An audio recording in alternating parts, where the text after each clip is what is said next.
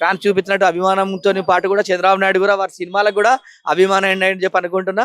ఎందుకంటే చంద్రబాబు నాయుడు గారు ఏది చెప్పినా కూడా సక్సెస్ఫుల్ రేంజ్ లో ఉంటది, సక్సెస్ఫుల్ ఉంటది. ఓకే, బాలకృష్ణ గారు కొంచెం కోపంగా ఉన్నట్టు తెలుస్తుంది చంద్రబాబు గారి మీద.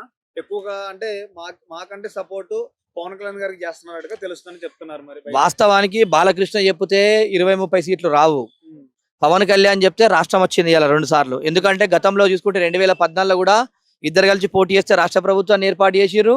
ఇలా చంద్రబాబు నాయుడు గారు కష్టకాలంలో ఉన్నప్పుడు పవన్ కళ్యాణ్ గారు వర్షంలో బండి మీద కూర్చొని పోలీసులు ఎంతమంది అడ్డంకించినా కూడా అతను చంద్రబాబు నాయుడు గారు చాలా మంచి నాయకుడు, ఈ రాష్ట్రానికి సంకల్పం ఉన్నటువంటి నాయకుడు అని చెప్పేసి ఆయన కోసం రోడ్ల పైన ధర్నాలు చేసి జైలుకు వచ్చి ఆయనకు సపోర్ట్ ఇచ్చిరంటే ఇలా పవన్ కళ్యాణ్ గారు అంత గొప్ప విషయం. ఇలా పవన్ కళ్యాణ్ గారు పాత్ర ఉంది కాబట్టి ఇలా ఏపీలో ఇలా మనకు ప్రభుత్వం వచ్చింది.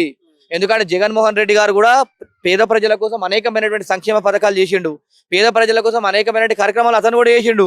కానీ ఇలా ఇద్దరు కూటమి ప్రభుత్వం రావడం వల్ల ఇలా వైఎస్ఆర్సీపీ అనేది మొత్తం దీనస్థాయి స్థితిలో వెళ్ళిపోయింది. ఎందుకంటే చంద్రబాబు నాయుడు గారికి ఇలా అండగా ఒక రామునికి లక్ష్మణుడు ఏ విధంగా అండనో ఇలా చంద్రబాబు నాయుడు గారికి ఇలా పవన్ కళ్యాణ్ గారు అండగా ఉన్నారు. కాబట్టి ఇలా మొత్తం 153 కదా సీట్లు, 151 సీట్లు కూడా సాధించారు ఇద్దరు కలిసి. అంటే ఇలా పవన్ కళ్యాణ్ గారి గొప్ప విషయం ఉందని చెప్పేసి మనం తెలియాలి. ఎందుకంటే పవన్ కళ్యాణ్ గారి ఇంప్లిమెంట్ తోనే ఇలా రాష్ట్ర ప్రభుత్వం కూడా ఏర్పాటు చేసింది.